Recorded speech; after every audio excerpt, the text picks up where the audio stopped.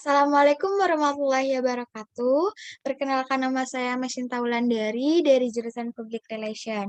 Di sini saya akan mempresentasikan sebuah pembahasan dalam rangka pemenuhan tugas besar 2. Peran Bahasa Indonesia dan pentingnya literasi bagi suatu bangsa.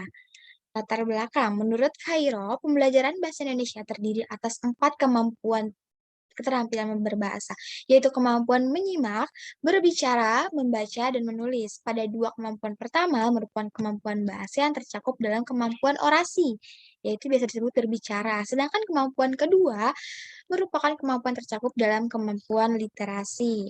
UNESCO mencatat indeks minat baca di Indonesia baru mencapai 0,001, yang artinya pada setiap 1.000 orang hanya ada satu orang yang minat membaca. Sangat rendah sekali. Lalu, berdasarkan PISA atau survei yang dilakukan oleh Program for International Student Assessment yang dilakukan pada tahun 2019, Indonesia menempati ranking 62 dari 70 negara berkaitan dengan tingkat literasi. Lalu sebelum itu, kita akan membahas mengenai bahasa Indonesia dan literasi. Sejarah singkat mengenai bahasa Indonesia. Bahasa Indonesia ditetapkan sebagai bahasa nasional itu pada Kongres Pemuda II pada 28 Oktober 1928 yang melahirkan draft Sumpah Pemuda yang salah satunya itu berisi, "Kami, putra dan putri Indonesia, menjunjung tinggi bahasa persatuan bahasa Indonesia." Lalu, bahasa Indonesia dijadikan bahasa negara itu sempat dilaksanakan pada 25 sampai 8 Juni 1938 dilaksanakannya Kongres Bahasa Indonesia di Solo. Di dalam kongres itu menghasilkan pengukuhan bahasa Indonesia sebagai bahasa resmi yang ditetapkan dalam pasal 36 UUD 1945 pada tanggal 18 Agustus 1945. Jadi kongres bahasanya itu pada 25 sampai 28 Juni yang kemudian dikukuhkan benar-benar menjadi bahasa Indonesia sebagai bahasa negara itu pada tanggal 18 Agustus 1945. Lalu kedudukan bahasa Indonesia sebagai apa? Yang pertama sebagai bahasa Indonesia dan sebagai bahasa negara. Lalu ada fungsi bahasa Indonesia sebagai bahasa nasional. Yang pertama itu lambang kebanggaan. Yang kedua lambang identitas, ada sebagai alat pemersatu bangsa dan alat perhubungan antar daerah dan antar budaya. Kemudian ada fungsi sebagai bahasa negara, yaitu sebagai bahasa resmi kenegaraan. Ada bahasa pengantar di dunia pendidikan yang dimana di seluruh dunia pendidikan itu memakai bahasa Indonesia. Lalu ada alat perhubungan pada tingkat nasional. Dan terakhir ada sebagai alat pengembangan kebudayaan dan iptek. Lalu kita selanjutnya membahas soal literasi. Pengertian dari ahli. Soulsby, 1186 mengartikan literasi sebagai kemampuan membaca dan menulis. Wells mengemukakan bahwa literasi merupakan kemampuan bergaul dengan wacana sebagai representasi pengalaman pikiran, perasaan, dan gagasan secara tepat sesuai dengan tujuan.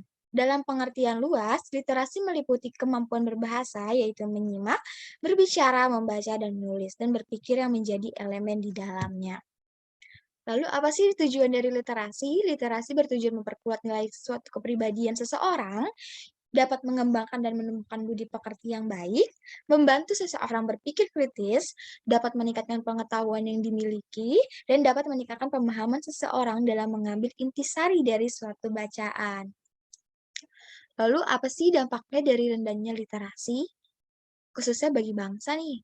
Menurut Syarifuddin Yunus, pegiat literasi sekaligus pendiri Taman Bacaan Masyarakat TBM, Lentera Pustaka, rendahnya budaya literasi masyarakat akan memiliki dampak yang fundamental, yaitu pendidikan yang tidak berkualitas, tingginya angka putus sekolah, merebaknya kebodohan, meluasnya kemiskinan, meningkatnya angka kriminalitas, rendahnya produktivitas kerja, serta rendahnya sikap bijak dalam menyikapi informasi, kemudian berdampak pada maraknya hoaks atau berita bohong.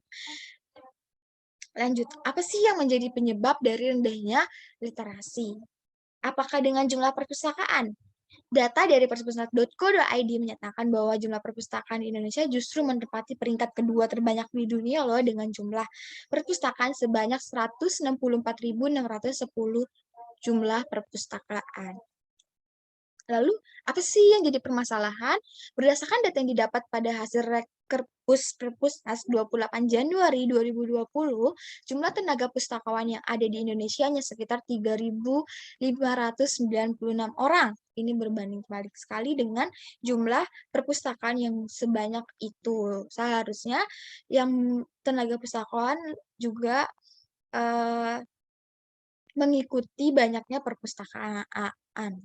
Lalu, menurut Kementerian Komunikasi dan Informatika, meski minat baca buku rendah di Indonesia, tapi data World Social per Januari 2017 mengungkapkan orang Indonesia bisa menatap layar gadget kurang lebih 9 jam sehari. Berdasarkan survei Kominfo, 66,3% masyarakat Indonesia memiliki gadget. Dikutip dari tempo.co.id, berdasarkan survei yang dilakukan Pew Research Center, Indonesia berada di urutan ke-24 dari 27 negara yang disurvei dengan jumlah kepemilikan smartphone 66%, dengan usia 18-30 tahun dan 13% dengan usia 50 tahun ke atas.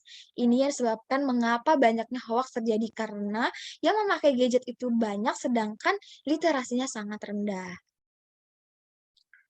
Nah, ini pentingnya suatu literasi bagi bangsa karena semakin banyak penduduk suatu wilayah yang semakin mencari ilmu pengetahuan, maka akan semakin tinggi peradabannya. Budaya suatu bangsa biasanya berjalan seiring dengan budaya literasi. Faktor kebudayaan dan peradaban dipengaruhi oleh membaca yang dihasilkan dari temuan-temuan kaum cendekia yang diabadikan dalam tulisan yang menjadikan warisan literasi informasi yang sangat berguna bagi proses kehidupan yang dinamis.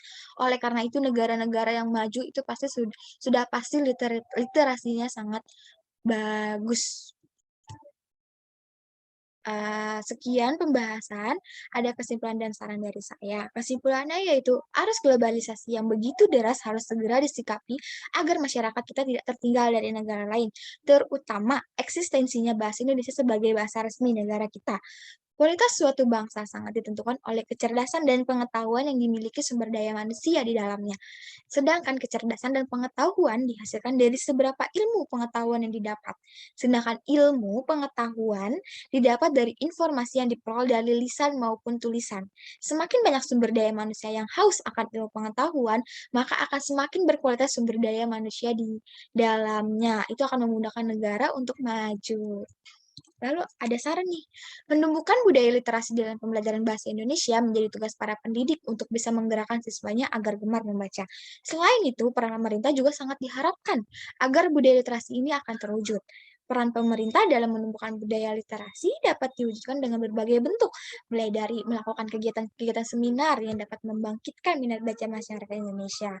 Kemudian fasilitas-fasilitasnya juga dilengkapi secara merata agar dapat dirasakan seluruh daerah yang ada di Indonesia sebagai perwujudan peran pemerintah pada sektor pendidikan. Demikian presentasi dari saya. Kurang lebihnya mohon maaf. Wassalamualaikum warahmatullahi wabarakatuh.